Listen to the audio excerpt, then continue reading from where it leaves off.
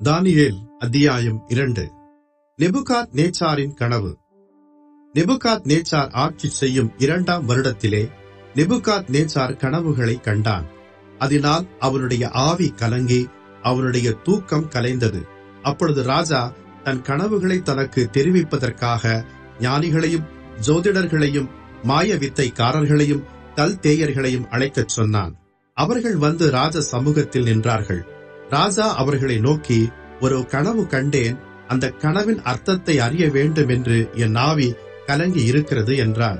அப்பொழுது கல்தேயர்கள் ராஜாவை நோக்கி, ராஜாவே, நீர் என்றும் வாழ்க, கனவை உமது அடியார்களுக்குச் சொல்லும், அப்பொழுது அதன் அர்த்தத்தை விடுவிப்போம் என்று சீரிய மொழியிலே சொன்னார்கள். ராஜா கல்தேயர்களுக்கு மறுமொழியாக, என்னிடத்திலிருந்து பிறக்கிற தீர்மானம் என்னவென்றால், நீங்கள் கனவையும் அதன் அர்த்தத்தையும் எனக்கு சொல்லாவிட்டால் துண்டித்து போடப்படுவீர்கள், உங்கள் வீடுகள் எருக்களங்களாக்கப்படும்.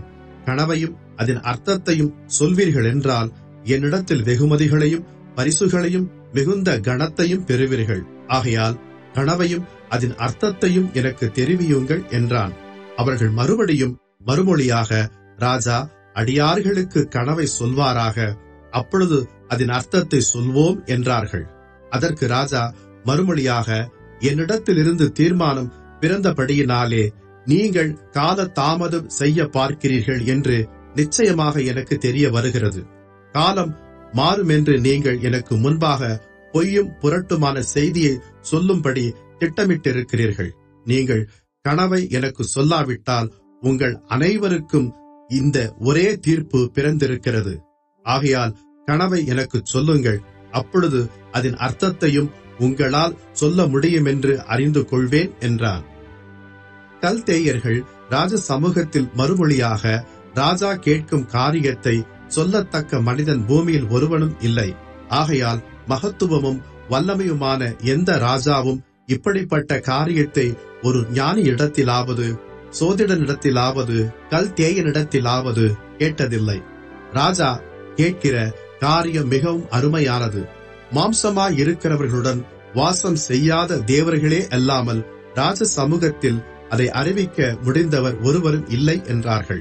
இதனால் ராஜா மகா கோபமும் எரிச்சலும் கொண்டு பாபிலோனில் இருக்கிற எல்லா ஞானிகளையும் கொலை செய்யும்படி கட்டளையிட்டான். ஞானிகளை கொலை செய்ய வேண்டும் என்கிற கட்டளை வெளிப்பட்ட போது தானியேலையும் அவன் தோழரையும் கொலை செய்ய தேடினார்கள். பாபிலோனின் ஞானிகளை கொலை செய்ய புறப்பட்ட ராஜாவின் மெய்காப்பாளர்களுக்கு அதிபதியாகிய ஆரியோகோடே தானியேல் யோசனையும் புத்தியுமாக பேசி, இந்த கட்டளை ராஜாவினால் இத்தனை அவசரமாக பிறப்பிப்பதற்கு காரணம் என்ன என்று ராஜாவின் அதிபதியாகிய ஆரியோகினிடத்தில் கேட்டான். அப்பொழுது ஆரியோகு தானியேலுக்கு காரியத்தை அறிவித்தான். தானியேல் ராஜாவினிடத்தில் போய் கனவின் அர்த்தத்தை ராஜாவிற்கு காண்பிக்கும்படி தனக்கு தவணை கொடுக்க விண்ணப்பம் செய்தான்.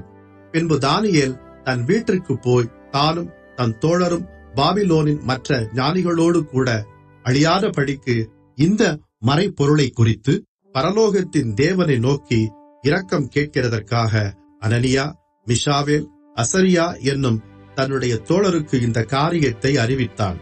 பின்பு இரவு நேரத்தில் தரிசனத்திலே தானியேலுக்கு மறைப்பொருள் வெளிப்படுத்தப்பட்டது. அப்பொழுது தானியேல் பரலோகத்தின் தேவனை மகிமைப்படுத்தினான்.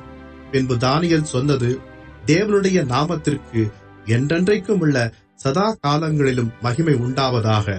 ஞானமும் வல்லமையும் அவருக்கே உரியது. அவர் காலங்களையும் நேரங்களையும் மாற்றுகிறவர், ராஜாக்களை தள்ளி ராஜாக்களை ஏற்படுத்துகிறவர், ஞானிகளுக்கு ஞானத்தையும் அறிவாளிகளுக்கு அறிவையும் கொடுக்கிறவர். அவரே ஆழமும் மறைப்பொருளுமானதை வெளிப்படுத்துகிறவர். இருளில் இருக்கிறதை அவர் அறிவார், வெளிச்சம் அவரிடத்தில் தங்கும்.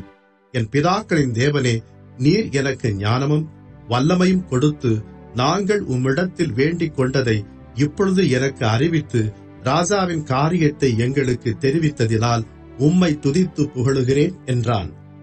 தானியேல் கனவிற்கு அர்த்தம் கூறுதல். பின்பு தானியேல் பாபிலோனின் ஞானிகளை அழிக்க ராஜா கட்டளையிட்ட ஆரியோகினிடத்தில் போய், பாபிலோனின் ஞானிகளை அழிக்காதேயும், என்னை ராஜாவின் முன்பாக அழைத்துக் கொண்டு போம், ராஜாவிற்கு அர்த்தத்தை தெரிவிப்பேன் என்று சொன்னான். அப்பொழுது ஆரியோகு தானியேலை ராஜாவின் முன் வேகமாக அழைத்துக் கொண்டு போய், சிறைப்பட்டு வந்த யூதேயா தேசத்தாரில் ஒரு மனிதனை கண்டுபிடித்தேன், அவன் ராஜாவிற்கு அர்த்தத்தை தெரிவிப்பான் என்றான். ராஜா பெல்தஷாத்சார் என்னும் பெயருள்ள தானியேலை நோக்கி, நான் கண்ட கனவுகளையும் அதன் அர்த்தத்தையும் நீ எனக்கு அறிவிக்க முடியுமா என்று கேட்டான். தானியேல் ராஜ சமூகத்தில் மறுமொழியாக, ராஜா கேட்கிற மறைபொருளை ராஜாவிற்கு தெரிவிக்க ஞானிகளாலும் சோதிடராலும் வீண் ஆராய்ச்சியாளர்களாலும் குறி சொல்லுகிறவர்களாலும் முடியாது. மறைபொருட்களை வெளிப்படுத்துகிற பரலோகத்தில் இருக்கிற தேவன் கடைசி நாட்களில் சம்பவிப்பதை ராஜாவாகிய நேபுகாத்நேச்சாருக்கு தெரிவித்திருக்கிறார். உம்முடைய கனவும் உமது படுக்கையின் மேல் உம்முடைய எண்ணத்தில் உண்டான தரிசனங்களும் என்னவென்றால், ராஜாவே, உம்முடைய படுக்கையின் மேல் நீர் படுத்திருக்கும் போது இனிமேல் சம்பவிக்க போகிறது என்ன என்கிற நினைவுகள் உமக்குள் எழும்பினது. அப்பொழுது மறைபொருட்களை வெளிப்படுத்துகிறவர் சம்பவிக்க போகிறதை உமக்கு தெரிவித்தார். உயிரோடு இருக்கிற எல்லோரை பார்க்கிலும் எனக்கு அதிக ஞானம் உண்டென்பதினாலே அல்ல, அர்த்தம் ராஜாவிற்கு தெரிய வரவும் உம்முடைய இருதயத்தின் நினைவுகளை நீர் அறியவும் இந்த மறைபொருள் எனக்கு வெளியாக்கப்பட்டது. ராஜாவே, நீர் ஒரு பெரிய சிலையை கண்டீர். அந்த பெரிய சிலை மிகவும் பிரகாசமுள்ளதாய் இருந்தது. அது உமக்கு முன்னே நின்றது. அதன் ரூபம் பயங்கரமாயிருந்தது. அந்த சிலையின் தலை பசும் பொன்னும், அதன் மார்பும் புயங்களும் வெள்ளியும், அதன் வயிறும் தொடையும் வெண்கலமும், அதன் கால்கள் இரும்பும், பாதங்கள் பாதி இரும்பும் பாதி களிமண்ணுமாக இருந்தது. நீர் பார்த்து கொண்டு இருக்கும் போதே கைகளால் பெயர்க்கப்படாத ஒரு கல் பெயர்ந்து உருண்டு வந்தது. அது அந்த சிலையை இரும்பும் களிமண்ணுமாகிய அதன் பாதங்களில் மோதி அவைகளை நொறுக்கி போட்டது. அப்பொழுது அந்த இரும்பும் களிமண்ணும் வெண்கலமும் வெள்ளியும் பொன்னும் முழுவதும் நொறுங்குண்டு கோடை காலத்தில் போரடிக்கிற களத்திலிருந்து பறந்து போகிற பதரை போலாயிற்று. அவைகளுக்கு ஒரு இடமும் கிடைக்காமல் காற்று அவைகளை அடித்துக் கொண்டு போனது. சிலையை மோதின கல்லோவென்றால் ஒரு பெரிய மலையாகி பூமியையெல்லாம் நிரப்பிற்று. கனவு இதுதான். அதன் அர்த்தத்தையும் ராஜ சமூகத்தில் தெரிவிப்போம். ராஜாவே, நீர் ராஜாதி ராஜாவாயிருக்கிறேன். பரலோகத்தின் தேவன் உமக்கு ராஜரீகத்தையும் பராக்கிரமத்தையும் வல்லமையையும் மகிமையையும் அருளினார். சகல இடங்களிலும் உள்ள மனிதர்களையும் வெளியின் மிருகங்களையும் ஆகாயத்து பறவைகளையும் அவர் உமது கையில் ஒப்புக்கொடுத்து உம்மை அவைகளையெல்லாம் ஆளும்படி செய்தார். பொன்னான அந்த தலை நீரே. உமக்கு பிறகு உமக்கு கீழ்த்தரமான வேறொரு ராஜ்யம் தோன்றும். பின்பு பூமியை எல்லாம் ஆண்டு கொள்ளும் வெண்கலமான 3ஆம் ராஜ்யம் ஒன்று எழும்பும். 4வது ராஜ்யம் இரும்பை போல உறுதியாய் இருக்கும்.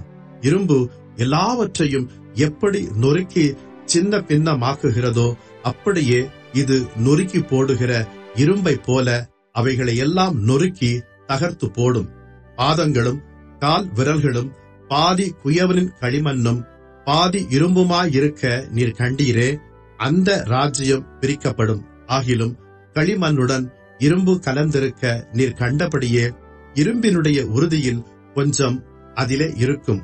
கால் விரல்கள் பாதி இரும்பும் பாதி களிமண்ணுமாயிருந்தது என்னவென்றால், அந்த ராஜ்யம் ஒரு பங்கு பலமுள்ளதாகவும் ஒரு பங்கு நெரிசலுமாயிருக்கும். நீர் இரும்பை களிமண்ணுடன் கலந்ததாக கண்டீரே. அவர்கள் மற்ற மனிதர்களோடு சம்பந்தம் கலப்பார்கள். ஆகிலும் இதோ, களிமண்ணுடன் இரும்பு கலவாதது போல அவர்கள் ஒருவரோடு ஒருவர் ஒட்டிக்கொள்ளாதிருப்பார்கள். அந்த ராஜாக்களின் நாட்களிலே பரலோகத்தின் தேவன் என்றென்றைக்கும் அழியாத ஒரு ராஜ்யத்தை எழும்பச் செய்வார். அந்த ராஜ்யம் வேறு மக்களுக்கு விடப்படுவதில்லை. ஒரு கல் கையால் பெயர்க்கப்படாமல் மலையிலிருந்து பெயர்ந்து உருண்டு வந்து இரும்பையும் வெண்கலத்தையும் களிமண்ணையும் வெள்ளியையும் பொன்னையும் நொறுக்கினதை நீர் கண்டீரே. அப்படியே அது அந்த ராஜ்யங்களை எல்லாம் நொறுக்கி நிர்மூலமாக்கி அதுவோ என்றென்றைக்கும் நிற்கும். இனிமேல் சம்பவிக்க போகிறதை மகாதேவன் ராஜாவிற்கு தெரிவித்திருக்கிறார். சொப்பனமானது உண்மை. அதன் அர்த்தம் சத்தியம் என்றான்.